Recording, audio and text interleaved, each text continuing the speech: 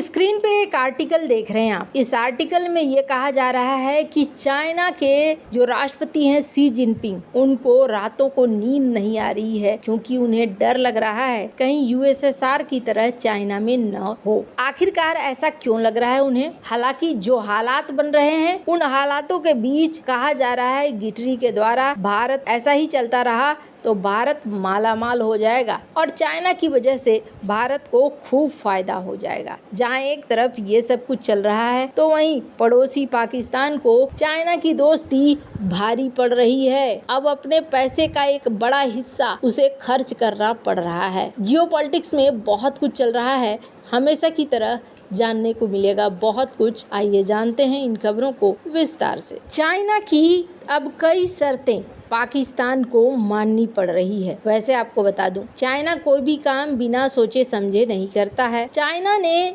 लंबा पैसा दिया तो अब तो बनता ही है बात कि चाइना अपने हिसाब से चीजों को करे और ऐसा ही इस वक्त यहाँ होता जा रहा है। दो चीजें आई हैं। सबसे पहले तो 14 साल बाद गवर्नमेंट ने कहा है, जो पाकिस्तान की गवर्नमेंट है, कि ठीक है पाक चाइना बस चलनी चाहिए, हमें दिक्कत नहीं है। चाइना से पाक, पाक से बस का रूट होना चाहिए। अब ऐसा करने के लिए जाहिर तौर पर ये सीपेक के रास्ते को इस्तेमाल करेंगे। सिर्फ इतना ही नहीं, अब सवाल उठता है कि सीपेक में चाइना के जो बंदे हैं उनकी सुरक्षा का क्या होगा। चाइना ने हाल फिलहाल में कथित तौर पर पाकिस्तान को ये कहा था कि हम अपने सैनिकों की तैनाती करेंगे। बहुत सारे ऐसे आर्टिकल हैं जो इस बात को कह रहे हैं कि चाइना के इस बात को मान लिया गया है, लेकिन बहुत सारे आर्टिकल कह रहे हैं कि नहीं, अभी चाइना के इस शर्त को नहीं माना है पाकिस्तान, क्योंकि पाकिस्तान जानता है एक बार चाइनीज सेना घुस गई तो फिर वो निकलने का नाम नहीं लेंगी। पर इस बीच दो चीजें हुई हैं। पहली बात तो ये कि पाकिस्तान ने 45 अरब रुपए खोले हैं और ये किस चीज के लिए? रक्षा करने के लिए, चाइना के नागरिकों की रक्षा करने के लिए, चाइना के प्रोजेक्ट की रक्षा करने के लिए। खास तौर पर सीपेक पर इनका ध्यान है कि सीपेक में 62 अरब डॉलर का निवेश है। इस निवेश को हमें सुरक्षित रखना है। लेकिन क्या मामला सिर्फ इतना दूर तक ही है? नहीं, मामला सिर्फ इतना दूर तक नहीं है, बल्कि कुछ चीजें हैं जो अब पाकिस्तान के हाथ से निकल रहा है। चाइना अब धीरे धीरे फॉरेन एक्सचेंज पे कंट्रोल करना चाहता है। किस क्षेत्र में? ग्वादर में। ग्वादर के लिए अब सरकार ने क्या कहा है कि ग्वादर में अब चलेगा चाइना की करेंसी। हालांकि बहुत सारे ऐसे लोग हैं जो मानते हैं कि ग्वादर को चाइना हथिया चुका है और ग्वादर में भी कुछ वैसा ही करना चाह रहा है जैसा उसने हम्बनटोटा पोर्ट एरिया में किया था। हम्बनटोटा में एक समय ऐसी स्थिति बना दिया था चाइना ने कि वहां पर उसकी ही करेंसी चलती थी। वहां पर जाने के लिए अलग से वीजा की तरह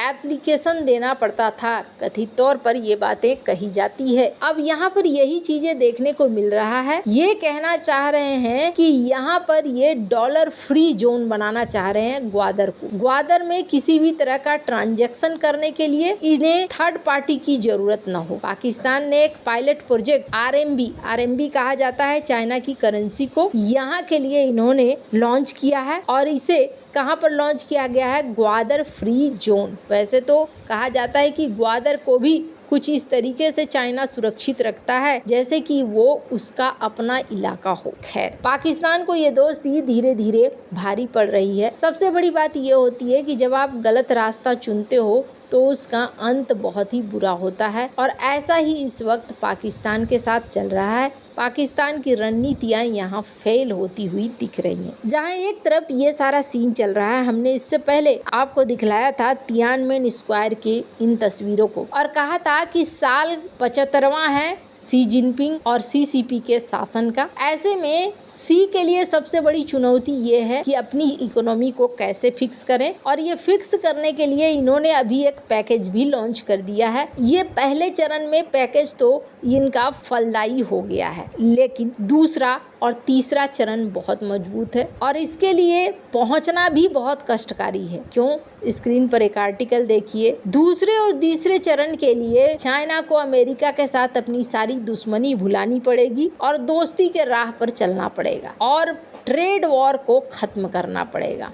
स्क्रीन पर गिटरी की एक रिपोर्ट देखिए। इस रिपोर्ट में ये कहा गया है कि जितना चाइना और अमेरिका लड़ेंगे उतना ही भारत को फायदा होता जाएगा, क्योंकि अमेरिकी कंपनियां चाइना का ऑप्शन ढूंढेंगी China+1 के रूप में। लेकिन अभी बड़ा सवाल ये खड़ा होता है, चाइना एक बार को मान भी जाए और कहे अमेरिका से कि ठीक है हम सुलह करने को तैयार हैं, क्या अमेरिका फिर से चाइना के ऊपर यकीन करेगा? नहीं करेगा। अब चाइना के सामने 2-3 दुविधाएं एक साथ आ रही है। स्क्रीन पर एक आर्टिकल देखिए, गार्बेज टाइम ऑफ हिस्ट्री। हमने आपको बताया था चाइना के अंदर ना अभी सोशल मीडिया में ये टर्म खूब चल रहा है। गार्बेज टाइम ऑफ हिस्ट्री का क्या अर्थ होता है? इतिहास का वो क्षण जो बेकार का क्षण है, हमें पता है आगे क्या होने वाला है। खास करके खेल में इस तरीके का इस्तेमाल किया जाता है term garbage time of sport. मतलब हमें पता है कौन सी टीम जीत रही है, फिर भी बैठकर डिस्कशन कर रहे हैं। ऐसा ही सीन इस वक्त चाइना के अंदर देखा जा रहा है। चाइना की जनता को लग रहा है कि चाइना का अब कुछ नहीं हो सकता है, और इन सब के बीच में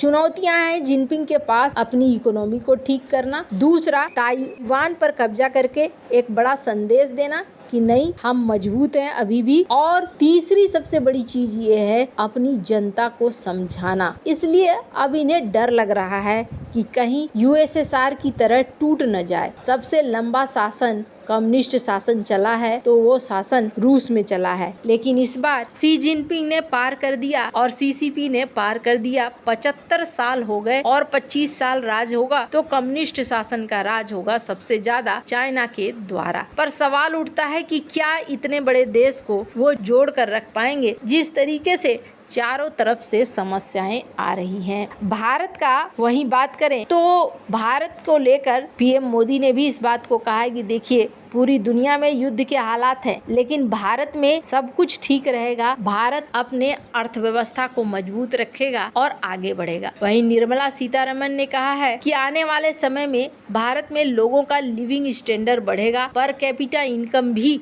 4000 के ऊपर चला जाएगा। इस साल के सितंबर महीने में उस तरीके के नतीजे भी दिख रहे हैं, जिससे पता चल रहा है कि भारत की अर्थव्यवस्था इस वक्त अच्छे तरीके से बढ़ रही है। भारत का जीएसटी कलेक्शन 1.73 लाख करोड़ पहुंच चुका है, जो कि ये बताता है कि भारतीय अर्थव्यवस्था इस वक्त स्थिर चल रही है। वैसे आपको क्या लगता है इन सब मामले में, आपकी क्या राय है? कमेंट कर जरूर बताएं। जल्द मिलते हैं अगले वीडियो में नई खबर के साथ।